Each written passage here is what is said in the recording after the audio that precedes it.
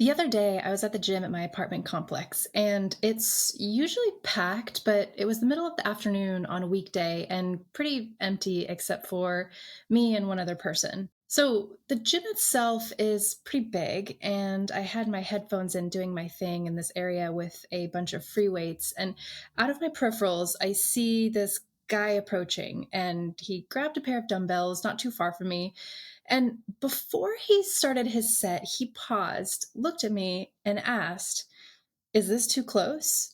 So this interaction was so simple, but it did a few things. So he was checking the overall energy, acknowledging respect for the space I occupied, and communicated a genuine concern for my comfort. And that was the only interaction we had. Nothing else needed to be said, but it immediately put me a little more at ease about being in a room with a complete stranger. And later, when I left, something even bigger clicked for me. So there's an impossibly magnetic quality to simply being present and tuned in. And that awareness signaled respect and safety, and in return, created a small bridge of trust. So when you can shift the energy away from yourself to how can I truly notice others, that reflects in strengthening how you connect with others, how others perceive you, and even how you can bring your ideas to life. By the end of this, you'll know exactly how to turn that kind of awareness into action. Cue the intro. Hey there, I'm Melody Bose, your host of Jeans with a Blazer, a podcast about rewriting the rules of work and life. All right, so the reason that this interaction hit me so hard is because this person demonstrated something called energetic proximity, the ability to read the room, or in this case, the weight rack area, and adjust their presence accordingly. This is a perfect example of awareness in action. And at this point, you might be asking, all right, Mel, nice story, but how does asking about someone's space at the gym relate to how I do my job or move about the world or be successful? The answer is in every way possible. Awareness isn't just a nicety for polite gym goers. It's a superpower in professional and leadership contexts too. So think for a second about the people you know who you admire most, who are the most successful, the best leaders, the most influential individuals. Chances are they have a strong sense of awareness, which translates into a gift of making others trust them or feel safe with them. And people invest in who and what they trust. Okay, so think about it. Clients choose the consultant who they trust with sharing their vision and believe in their ideas. Friends and romantic partners share their hearts and open up to those they feel listen to them and will protect those feelings. Audiences flock to creators who they can count on for entertainment, education, inspiration, which at a greater scale builds community. So here's what that looks like in action with an example. Let's say you have two different ads for a program that offers legal services for your small business. So one says, hire our legal services for your small business's needs. The other says, you've built something worth protecting. We'll help you keep it that way. See the difference? That first ad, that was pure hustle. So hustle forces things. It's you pushing yourself into the spotlight, sometimes even trying to force your agenda on others. We live in a world obsessed with the hustle. Everywhere you look, it's grind harder, be seen, get attention. Social media, business culture, everyone seems to be shouting to be noticed. We're told to hustle nonstop, post consistently, network aggressively, be louder, be everywhere. The second ad, on the other hand, comes from a place of awareness. It removes the business from center stage and shines the light on the customer's perspective. It acknowledges the challenges and worries a small business owner might have. You have something special that you've created, then that's worth protecting. And then it offers support to keep it safe. That approach attracts. It draws others in naturally because it makes them feel understood. Instead of the ad saying, buy my thing, it's essentially communicating, we see you and what you care about, and we're here to help.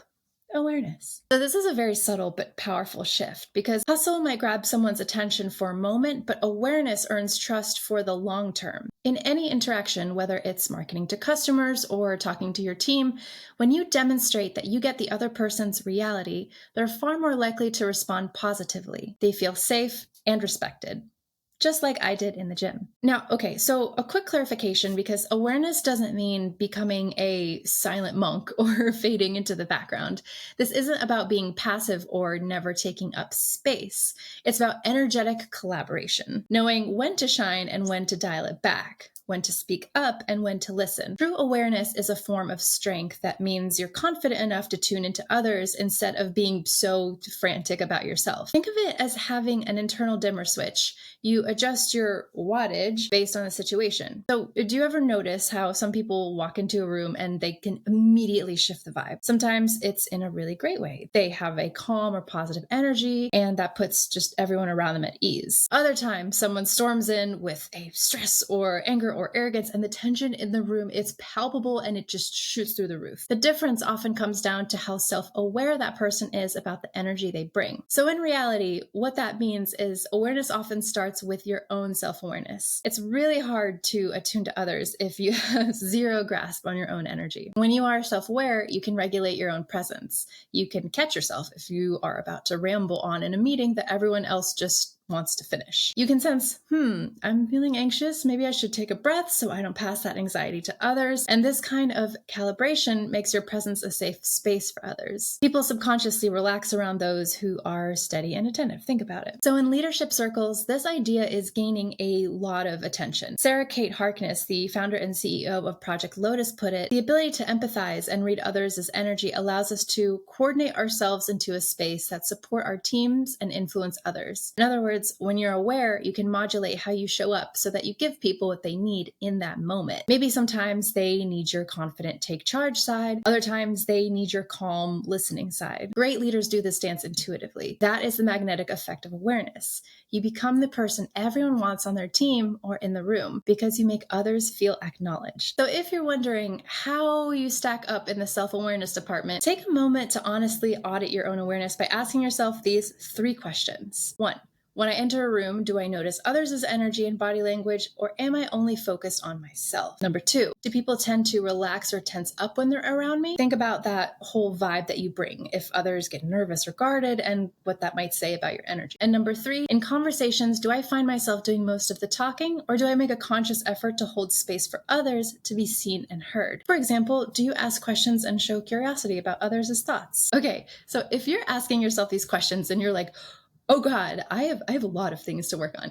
Don't be so self-critical. We are all human. We've all had moments where we're oblivious. Maybe you're nervous and you ended up talking over someone, or you're so intent on making a point that you missed that it made another person upset. It's human. But the good news is awareness can be built just like a muscle. Here's a little micro practice to help you work on your awareness. Before your next meeting, or the next time you're about to hit post online, or before you have a big pitch or a sales call, pause and ask yourself, what energy am I bringing into this space? Just that one question. What is my energy right now? Give it a name. Is it anxious? Is it aggressive? Is it calm? Is it supportive? It takes just 10 seconds to check in yourself. And by doing that, you're doing 2 things. You're grounding yourself so you don't carry an unneeded tension in, and you're priming your mind to be aware of others. You've set your radar to pick up on the vibe around you. And you'd be very surprised how when you bring a centered, aware energy, others can respond, often with equal calm and openness. So once you've done this awareness reset,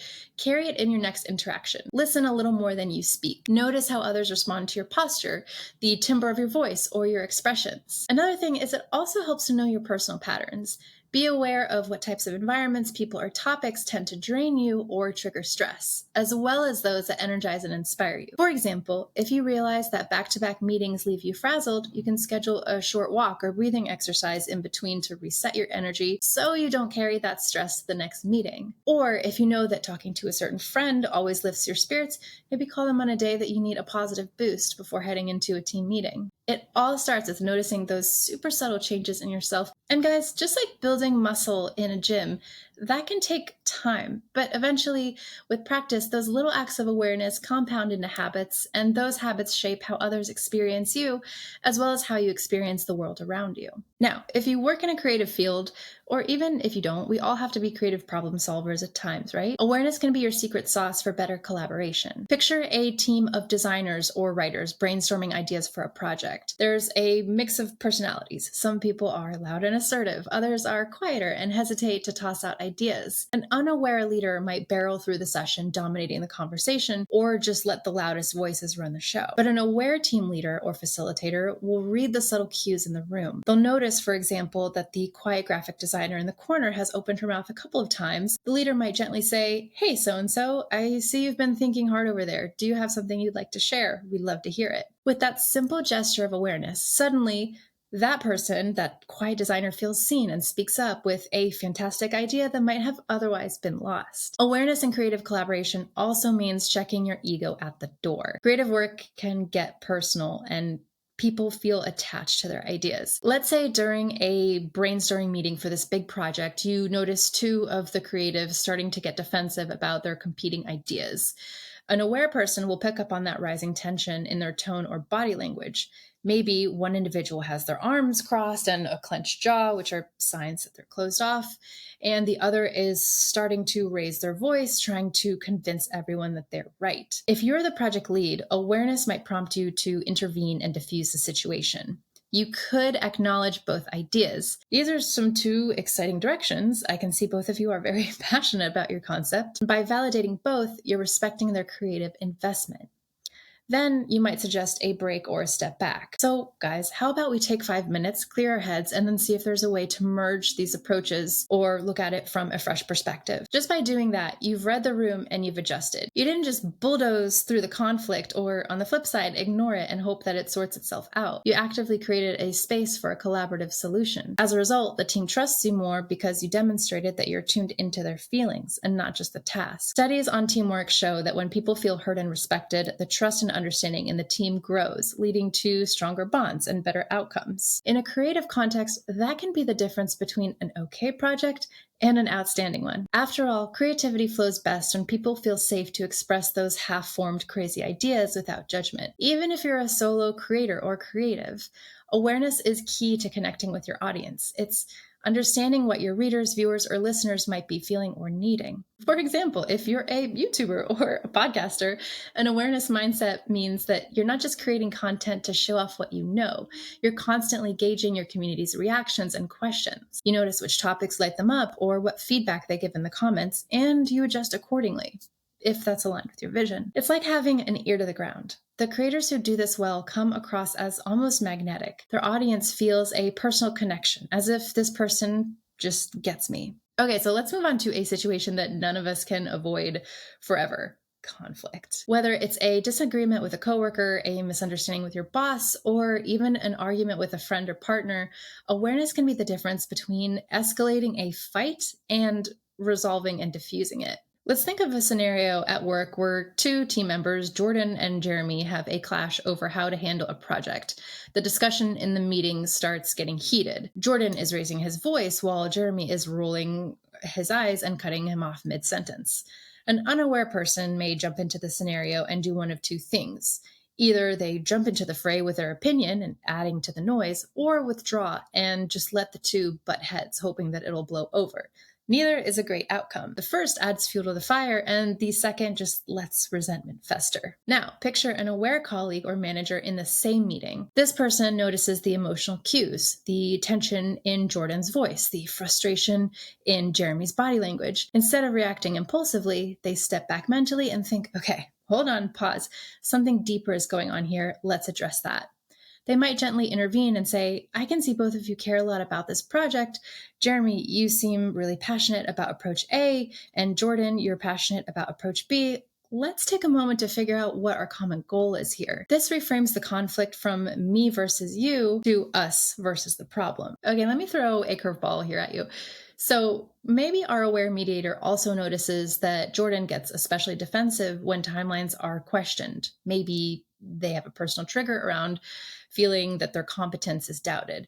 So they add, Jordan, I know that you've put a ton of work into this timeline and you want to make sure it's understood. Jeremy, you want to ensure we're considering all angles. Both are valid.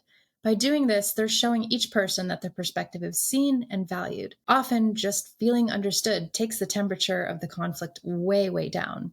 Each person relaxes a bit because someone acknowledged their underlying concern. Awareness also applies to your own role in a conflict. Maybe you realized, wow, I'm getting super heated, because I feel like my ideas aren't being heard, but maybe I'm not hearing the other person either.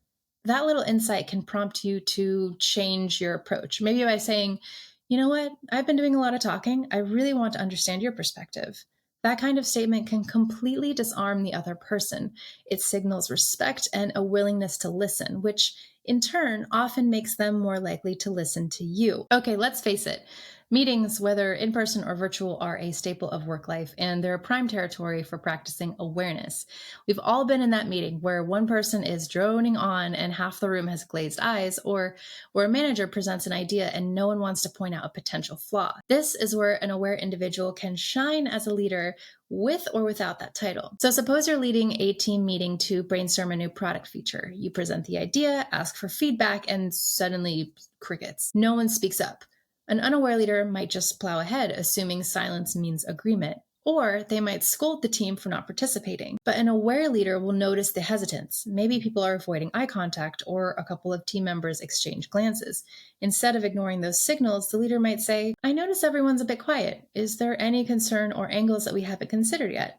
It's really okay if you see issues with this plan. It's better to discuss them now. This does two things. It gives permission to speak up, and it shows the team that their unspoken signals were noticed. That alone can make people feel valued enough to voice their thoughts. Being aware in a meeting also means watching the energy in the room. If you've been talking at your team for 15 minutes straight, awareness might remind you, pause and check in.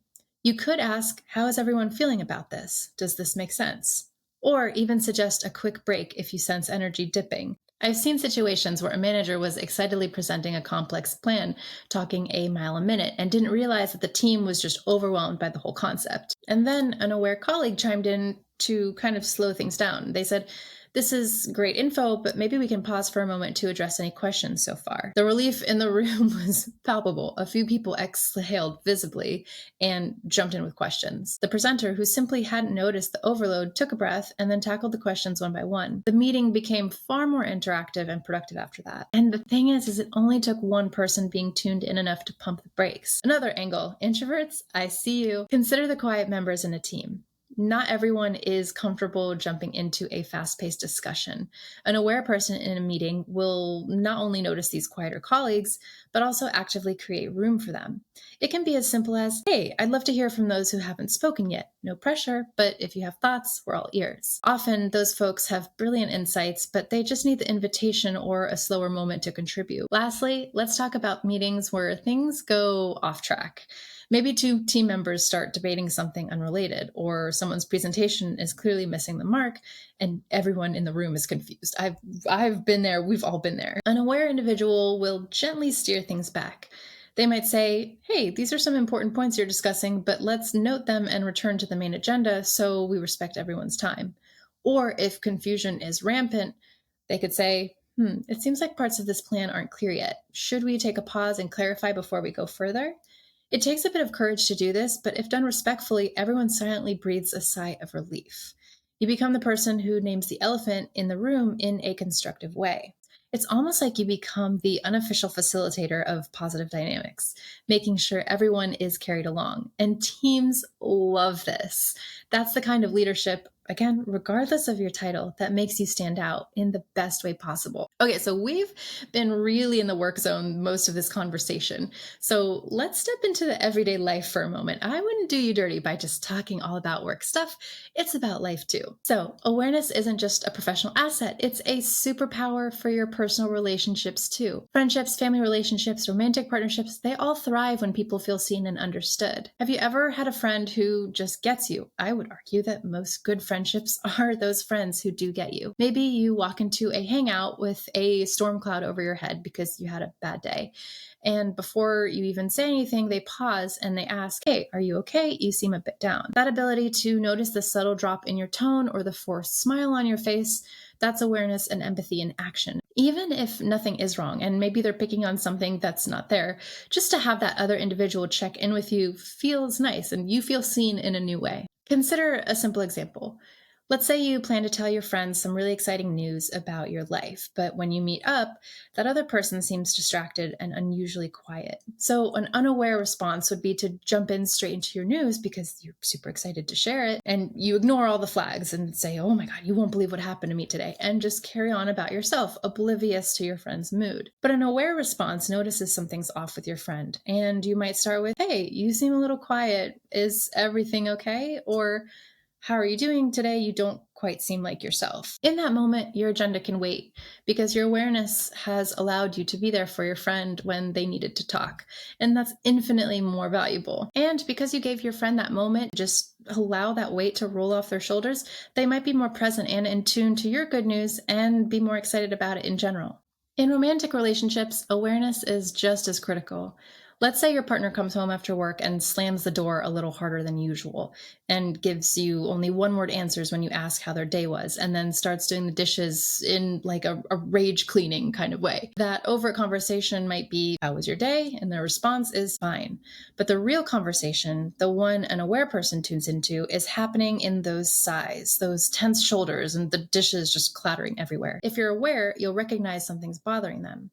You might gently say, "Hey, you seem upset. Do you want to talk about what's on your mind, or do you need some space?" Just that recognition can be a relief to the other person.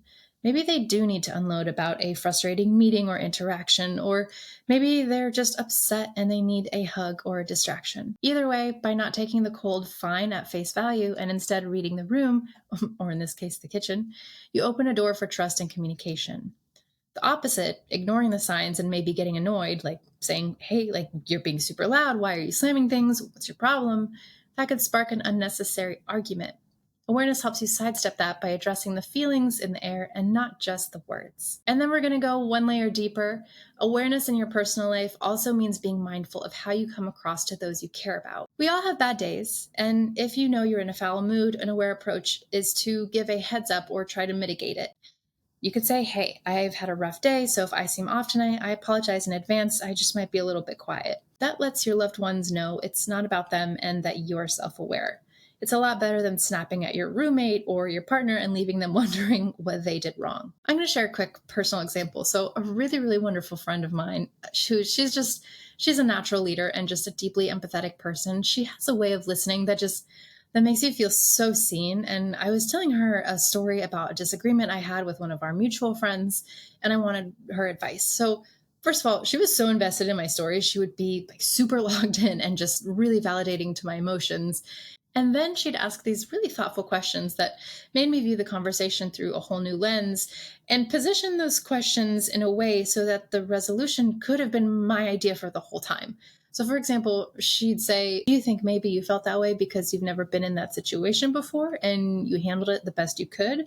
And you could still reach out to so and so and communicate exactly what you're telling me." It's such a kind conversation every time we talk because she listens so actively and she offers advice if I ask for it and challenges me to think bigger. And that's what good friendship is about. And you know what's really, really magical? It's when people consistently feel seen and safe around you, you become just so magnetic to them. Just like that individual in the gym instantly seemed like a trustworthy presence to me. You won't have to fight for friendship or attention. People will naturally gravitate towards the one who makes them feel understood.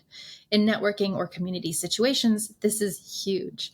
If you're the one person at a social gathering who isn't just talking about yourself, but is genuinely curious and attentive, others are drawn to that. And it is a breath of fresh air, you guys. You might end up being the connector who introduces people because you're tuned in enough to notice common interests or needs among people in the room. So we began this conversation with that one small moment in the gym, a stranger simply asking if he was too close. It was a tiny act of awareness that made a huge difference. Now, imagine scaling that kind of mindful presence into all areas of your life. All those scenarios reflect a mindset shift from self-centered hustle to other-focused awareness. When you make that shift, you'll find that you don't have to chase or compete so hard for attention. Instead, the right opportunities, people, and success will naturally gravitate towards you. And as you practice the ideas that we talked about, checking in with yourself, reading the room, asking others if this is too close, literally or figuratively, you'll start to notice something. You'll notice that not only are your relationships improving, but you'll also feel more confident and calm. And ironically, by focusing less on trying to impress or assert yourself, you'll end up having more influence. By focusing on others, you become someone others look up to. It's one of those wonderful life paradoxes. Let's remember, too, that awareness is a journey, not a one-time switch. There will be days where you're tuned in and your days are just distracted, and that's okay. The key is the intention to keep practicing it. Even the most empathetic leaders continue to work on being present and aware. It is truly a lifelong practice, but it's one that pays off every single day in the quality of your interactions. So next time you're in any situation, a big presentation, a team lunch, a family dinner, catching up with a friend, you name it, experiment with this. Shift your focus outward just a little more. Notice one new thing about the people around you. You'll likely be pleasantly surprised at the positive ripple effect it creates. In a world where everyone is jockeying for attention, you'll stand out in the best way possible. Not as the loudest person in the room, but as the most tuned in person. That is an impossibly magnetic quality indeed, and it's absolutely something that you can cultivate starting right now. Thanks for hanging out. That's a wrap on this episode of Jeans with a Blazer. If today's conversation gave you something to think about, a mindset shift, or just the push you needed, do me a favor. Subscribe to the podcast so you never miss an episode. Leave a review wherever you enjoy your podcasts. It helps more people find it, and it keeps these conversations going. And I love hearing from you. Follow at Jeans with a Blazer and tag me with your biggest takeaways, your latest wins, or just tell me what topics you want to hear about next. See you next time.